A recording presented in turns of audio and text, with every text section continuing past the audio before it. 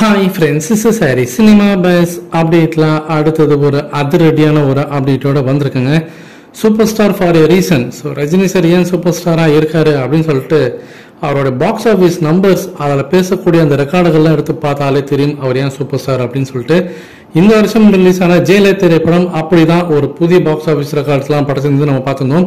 வருஷ கடைசி ஆயிடுச்சு, நிறைய படங்கள் ரிலீஸ் ஆயிருக்கு. அப்படி இருந்துமே கூட ஜெயிலர் திரைப்படத்துடைய வசூல் சாதனையை அது பண்ண ரெக்கார்ட்ஸை மற்ற எந்த படத்தாலையும் தொட முடியல அப்படின்னு சொல்லணும். குறிப்பாக விஜய் சாரோடைய 2 படம் இந்த வருஷம் ரிலீஸ் ஆயிருக்கு.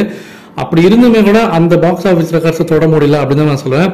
அதுல 2 சிறந்த எடுத்துக்காட்டு இப்ப வந்திருக்கு. என்ன அப்படின்னு பார்க்கும்போது, ஜெயிலர் திரைப்படம் only Indian film to collect 100+ crores in 2 languages world wide in 2023, Tamil and Telugu.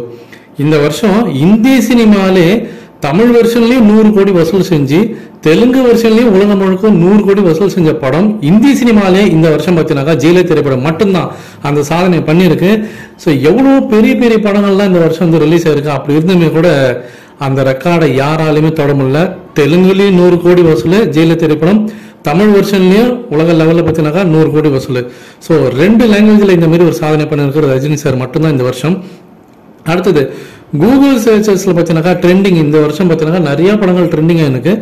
அதில் அந்த லிஸ்ட் பார்த்தீங்கன்னா அவங்க வெளியிட்டிருக்காங்க. ஸோ அந்த லிஸ்ட் படி நம்ம பார்த்தாக்கா 2023 கூகுள் இந்தியா அளவில் பார்த்தீங்கன்னா ட்ரெண்டிங் பண்ண படங்கள் டாப் 10 ஃபிலிம் லிஸ்ட்ல அப்படின்னு பார்க்கும்போது 10 படங்கள்ல நம்ம தமிழ் படங்கள்லாம் பார்த்தீங்கன்னாக்கா கீழே தான் இருக்கு. ஆனால் அதுலேயுமே ஜெயிலர் திரைப்படம் தான் ஃபர்ஸ்ட் இருக்கு.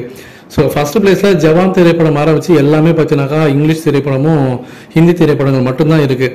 7வது இடத்துல தான் நம்ம தமிழ் திரைப்படங்களோட லிஸ்ட் ஆரம்பிக்குது. அதுல முதல் இடமா ஜெயிலர் திரைப்படம் 7வது இடத்துல இருக்கு.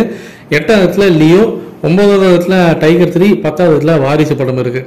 ஸோ அப்படி இருக்கும்போது இந்த லிஸ்ட்ல இருக்கிறது மொத்தமே 3 தமிழ் படங்கள் தான். அதுலயும் ஃபர்ஸ்ட் இருக்கிறது ஜெயிலர் திரைப்படம் தான். அப்படின்னும் போது ரஜினி சாரோட பாக்ஸ் ஆஃபீஸ் ரெக்கார்டை பத்தி நம்ம சொல்லி புரிய வேண்டிய அவசியம் இல்லை அப்படின்னு நான் சொல்லுவேன் ஹேட்டர்ஸ்லாம். இதை பத்தி உங்களோட கருத்துக்கள் என்ன அப்படின்றத மறக்காம கீழே சொல்லுங்க ஃப்ரெண்ட்ஸ்.